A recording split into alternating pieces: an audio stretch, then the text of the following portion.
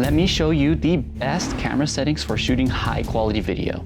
I broke down all the confusing camera settings and made a simple step process that anyone can follow. I promise if you follow these 10 simple steps, you can shoot cinematic quality video no matter the camera you use. We'll go from footage looking like this to footage looking like this. All in a few seconds by changing just a few simple settings.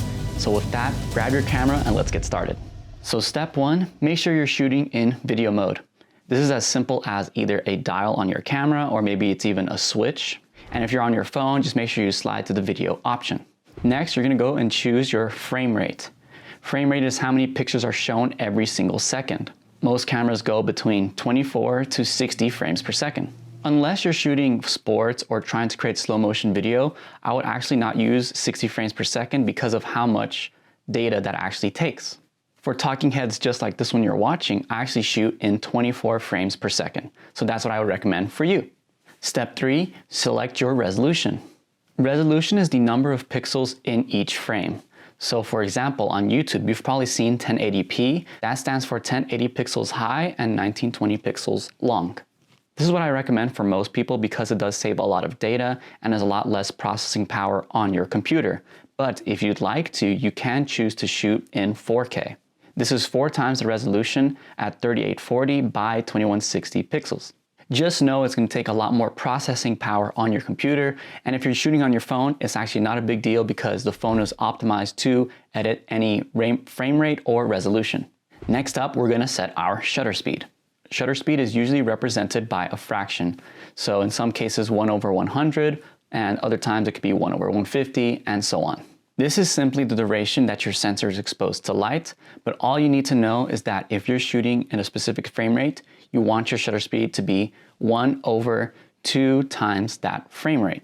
So in this example, I'm shooting at 24 frames per second, so I want my shutter speed to be 1/24 times 2, which gives us 48.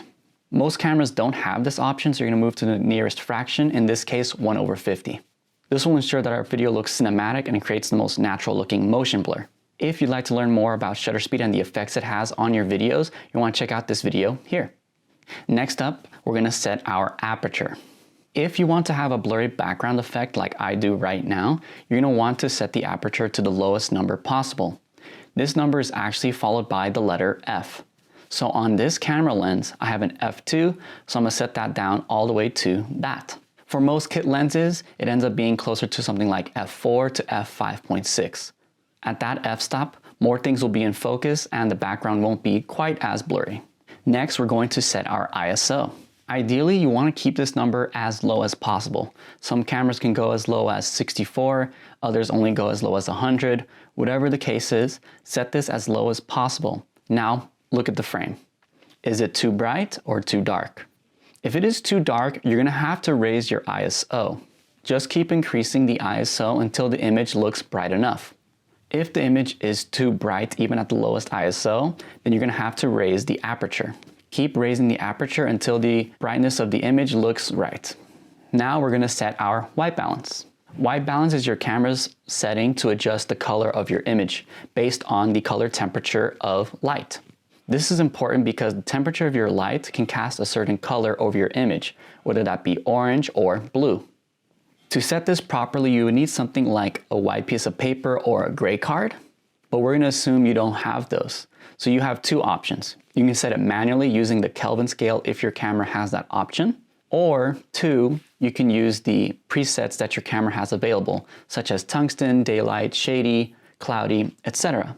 Since I am using some studio lights, I will set that to the temperature of the light that I'm using. So in this example, I have the light set to 5600 Kelvin, which is considered daylight. So I'll set my camera's white balance to 5600. And now I won't have any weird color shifts in my image. Now we're gonna hop back into the menu and change our audio settings.